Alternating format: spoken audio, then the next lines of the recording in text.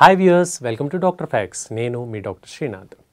ఈరోజు మనం మాట్లాడుకునేటువంటి టాపిక్ కిడ్నీలో రాళ్ళు. కిడ్నీ స్టోన్స్ సమ్మర్లో ఏ విధంగా వేధిస్తాయి, జాగ్రత్తలు ఏంటో తెలుసుకుందాం. ముఖ్యంగా ఈ ఎండాకాలంలో కిడ్నీలో రాళ్ళు రావడానికి గల కొన్ని కారణాలు తెలుసుకుందాం. శరీరంలో నీటి శాతం తగ్గడం మూలంగా రాళ్ళు ఏర్పడతాయి. వీటిల్లో రకరకాల రాళ్ళు ఉంటాయి. Calcium oxalate crystals, calcium carbonate crystals, struvite calculi, staghorn calculi, ఇలా పలు రకాల రాళ్ళు ఉంటాయి.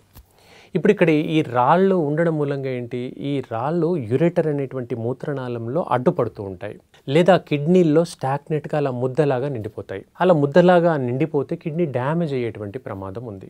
అప్పుడు కిడ్నీ వాపుకు గురవుతుంది.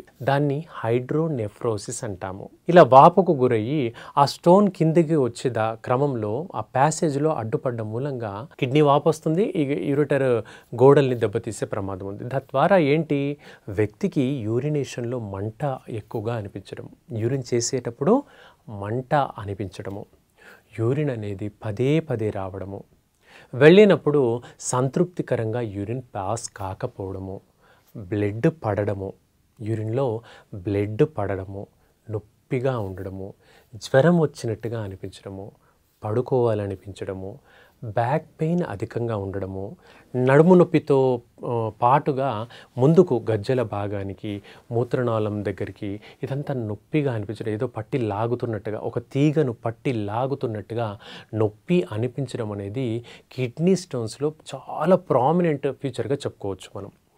సరిగ్గా కిడ్నీ నొప్పి ఎక్కడ వస్తుంది అంటే, మనకి ఇప్పుడు బొడ్డు ఉంది కదండి ముందు భాగంలో, బొడ్డుకు లెఫ్ట్ వైపు రైట్ వైపు, బ్యాక్ సైడ్ చూడండి, సరిగ్గా బొడ్డుకు లెఫ్ట్ వైపు రైట్ సైడు బ్యాక్ వైపు అక్కడ నొప్పి వస్తుందండి. ఆ నొప్పి వెనక నుంచి ముందు భాగంలోకి అంటే బొడ్డు కింది భాగంలోకి నొప్పి వస్తుంది. అట్లా ఆ నొప్పి చాలా తీవ్రంగా వచ్చినప్పుడు మాత్రం అన్బేరబుల్ పెయిన్ ఉంటుంది. కిడ్నీ స్టోన్ పెయిన్ అనేది చాలా అన్బేరబుల్గా ఉంటుంది. ఇదొకటి, గాల్ బ్లాడర్లో రాళ్ళు ఒకటి, పురిటి నొప్పులు, ఈ మూడు లేబర్ పెయిన్స్ అంటాము. ఈ మూడు విపరీతమైనటువంటి పెయిన్తో కూడుకున్నటువంటి నొప్పులండి. అంత నొప్పి ఎక్కువగా ఉంటుంది ఈ కిడ్నీ స్టోన్స్ ఉండడం మూలంగా. అయితే ఎక్కువగా ఇవి కాలీఫ్లవరు, క్యాబేజీ, ముల్లంగి తినేటువంటి వ్యక్తులకి రాళ్ళు వచ్చే ప్రమాదం అధికంగా ఉంటుంది. అంతేకాకుండా టమాటా, ఆకుకూరలు ఏవైనా కలిపి తినేటువంటి వ్యక్తులకు కూడా శరీరంలో కిడ్నీలో రాళ్ళు ఏర్పడేటువంటి తత్వం కనపడుతుంది, అంటే నేచర్ కనపడుతుంది. ఆ విధంగా రాళ్ళు చిన్న చిన్నవి, ఎంత 1 mm 2 mmతో మొదలుకొని 5 mm 8 mm 10 mm 12 mm వరకు కూడా పెరుగుతూ వస్తాయి. అలా పెరుగుతూ వచ్చే ప్రమాదం ఉంది. అంత ముద్దగా ఒకటి కావచ్చు, మల్టిపుల్ స్టోన్స్ కూడా కావచ్చు. ఇలా ఎక్కువ స్టోన్స్ కూడా ఏర్పడేటువంటి ప్రమాదం కనపడుతుంది. నొప్పి వచ్చినప్పుడు మాత్రం వీటిని అశ్రద్ధ చేయొద్దండి, రెగ్యులర్గా మెడిసిన్స్ వాడుకోవాలి. ఇక మనం కొన్ని జాగ్రత్తలు ఏం చేయగలం దీనికి, రెగ్యులర్గా మంచినీళ్ళు బాగా తాగడం, ఇది ఎవరైనా చెప్పేదే. శారీరక శ్రమ ఉండాలండి.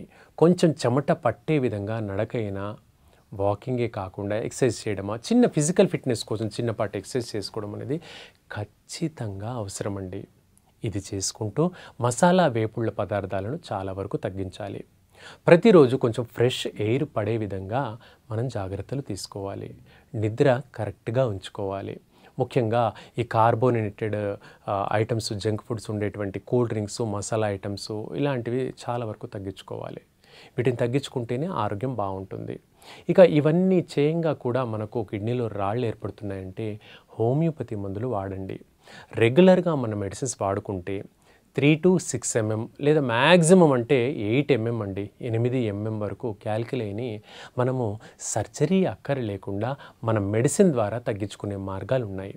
మన మెడిసిన్ వాడుకుంటూ నీళ్లు బాగా తాగడము, ఇది చేస్తే మనకు తగ్గేటువంటి మార్గాలు ఎక్కువగా ఉన్నాయి. కంటిన్యూస్గా వాడాలి, కాకపోతే కొంచెం ఎక్కువ కాలం పాటు వాడాలి. ఆ స్టోన్స్ పడిపోతాయి, మూత్రనాళం గుండా స్టోన్స్ పడిపోయినప్పటికీ కూడా మళ్ళీ శరీరంలో ఏర్పడకుండా కూడా మన దగ్గర రెగ్యులర్ మెడిసిన్స్ ఉంటాయి. అవి వాడుకున్నాం అనుకోండి, క్లోజింగ్ డోస్. సో ఫర్దర్గా రాళ్ళు ఏర్పడేటువంటి తత్వాన్ని కూడా మనం తగ్గించిన వాళ్ళం అవుతాం. సో ఇదండి ఈ కిడ్నీలో రాళ్ళు, వాటి నివారణ మార్గాలకు సంబంధించిన అంశం. రేపు ఇంకొక మంచి టాపిక్తో డాక్టర్ ఫ్యాక్స్లో ఇక్కడే కలుసుకుందాం. మీకు కానీ ఏమైనా డౌట్స్ ఉంటే కింద కామెంట్ సెక్షన్లో కామెంట్ చేయండి.